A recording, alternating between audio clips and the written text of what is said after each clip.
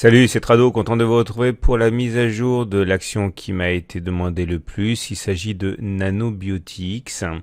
Alors on va en faire l'analyse, je n'en suis pas actionnaire, je vais dire des choses qui vont être encourageantes et d'autres qui le sont peut-être moins. En tout cas, ce sera objectif.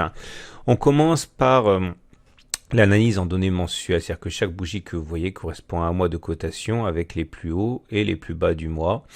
Et cette bougie n'est pas complètement achevée puisque nous sommes actuellement le 30 juillet, il reste une journée de cotation, mais c'est plus ou moins ce qui devrait se passer, cette forme de bougie. Le plus important est de remarquer que la tendance elle est baissière puisqu'on est en dessous d'une moyenne mobile à 20 périodes qui descend. D'ailleurs, elle nous a amené, cette moyenne mobile, à tester ce support très important et c'est sans doute le plus grand espoir pour Nanobiotix, c'est que cette zone que l'on n'a pas cassée depuis 2014, qu'elle existe, cette zone, on n'est pas passé en dessous et ce qui signifie également qu'on pourrait espérer avoir un rebond. On a relativement peu de temps pour y arriver puisqu'on touchera le bas de la zone 10% plus bas. Et en positif, ça veut dire qu'on peut descendre 10% plus bas, on sera toujours dans les clous pour éventuellement rebondir, puisque au pire, c'était sur le mois de juin 2018, justement, on a testé et créé ce bas de zone de support qui est susceptible d'entraîner un rebond. Mais pour l'instant, il n'y a pas de trace de rebond, au contraire, puisqu'il semble que l'on veuille visiter la zone inférieure de cette zone de support ici, comprise globalement entre 8,3 et 12,4 euros. On descend d'une unité de temps. On regarde les données mensuelles, c'est-à-dire que chaque bougie que vous voyez correspond maintenant à une semaine de cotation.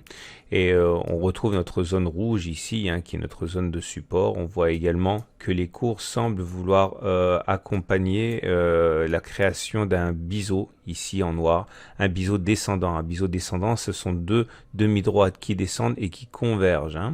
Et la bonne nouvelle, c'est que s'il s'agissait véritablement d'un biseau, c'est une figure qui se casse plus souvent par le haut que par le bas. Mais vous aurez remarqué qu'une bougie représentant une semaine de cotation, il peut se passer des mois et des mois avant que l'on casse par le haut cette figure. D'ailleurs, lorsque l'on aura éventuellement rebondi, on va être aux prises avec d'autres résistances, notamment la zone de résistance ici, que je vais faire figurer, allez, on va dire en gris. Sachez que si vous voulez la même plateforme que moi, vous pourrez trouver le lien en dessous de la vidéo. C'est la meilleure plateforme, c'est ProRealTime et c'est gratuit si vous passez notamment par le lien que vous trouverez sous la vidéo.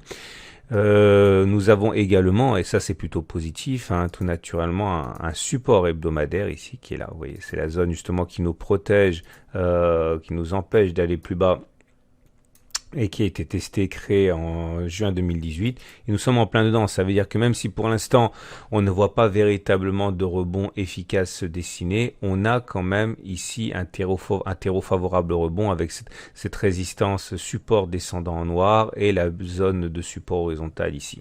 Alors, à noter également que toujours en données hebdomadaires, nous sommes en train de dessiner un harami haussier. Vous voyez, c'est une bougie rouge avec une bougie verte qui est comprise dans le corps de la bougie rouge. Alors, c'est un signal qui mérite d'être confirmé, mais généralement, les haramis haussiers, on va dire, à défaut de marcher à tous les coups, sont encourageants. Regardez, il y en a eu déjà sur ce graphe. Là, vous avez eu un harami haussier, bougie rouge, bougie verte. Bon, la hausse n'a pas été phénoménale, mais entre le moment où le harami s'est créé et le sommet, on a quand même pris 7%. Il y a un autre harami haussier là, vous voyez, bougie rouge, bougie verte. Là, la hausse a été plus conséquente, puisqu'on a pris 25%. Donc, lorsque les haramis haussiers apparaissent sur des zones de support, regardez là aussi, c'est un harami haussier, bougie rouge, bougie verte. Bougie rouge, bougie verte. Donc on a un élément de chandelier japonais qui est assez important ici et assez intéressant. À noter quand même que c'est une bougie en données hebdomadaires, c'est-à-dire qu'elle sera complètement formée vendredi et donc à partir de là elle peut encore changer de forme, cette bougie. Là aussi un harami aussi, vous voyez, bougie rouge, bougie verte. Donc voilà, ça c'est un autre élément qui est favorable. Si on regarde les indicateurs techniques, d'ailleurs, on voit, et c'est un petit peu à la fois encourageant et embêtant, il n'y a pas de montée de volume caractéristique d'un regain d'intérêt pour la valeur. Ça, c'est le côté verre à moitié vide. Maintenant, le verre à moitié plein, c'est que la lente décrue qui s'est opérée depuis des mois se fait sans beaucoup de volume non plus. C'est-à-dire qu'il n'y a pas de panique non plus. Hein. C'est simplement un désintérêt pour la valeur. Et pour terminer, sur autre chose qui est assez intéressant, c'est qu'au niveau du MACD, qui est un des indicateurs techniques les plus suivis, il y a une divergence haussière. Vous voyez, les cours vont de plus en plus bas, les cours font des plus bas de plus en plus bas, alors que le MACD fait des plus bas de moins en moins bas. Ça s'appelle une divergence haussière et il faut attendre que le MACD croisse en signal, et à ce niveau, ce sera un signal aussi intéressant. Donc voilà une autre divergence haussière, vous voyez, les cours qui ont fait des plus bas, comme ça. Mais en même temps, l'indicateur, lui, n'a pas fait des plus bas. Donc là où ce qu'il y a eu derrière. Mais encore faut-il que le MACD croisse son signal après. Hein. Ce n'est pas encore le cas pour l'instant. Vous voyez, il y a des éléments qui sont encourageants, mais pour l'instant, ce sont que des éléments de scénario. Hein. Il n'y a rien de concret pour l'instant, à part ce harami haussier en formation, mais pas achevé. On termine avec l'unité de temps journalière.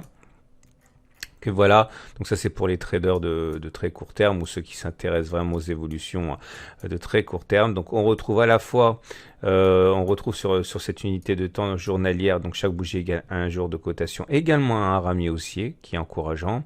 Également, comme par hasard, une divergence haussière, vous voyez les cours qui font des plus bas, mais le MACD qui fait pas de plus bas. Si on croise, ce sera un signal haussier.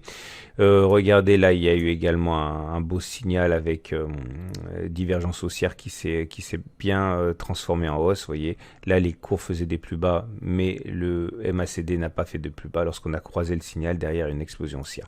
Voilà ce qu'on pouvait dire. Alors, il ne me reste plus qu'à vous inviter à faire 3 choses, si vous voulez. Si vous trouvez que c'était intéressant, vous pouvez vous abonner à ma chaîne YouTube. Vous pouvez également visiter mon blog, hein, le lien apparaît en fin de vidéo pour découvrir les dernières analyses, notamment celle du CAC, celle de Valorec, de Genfit, de Farming Group.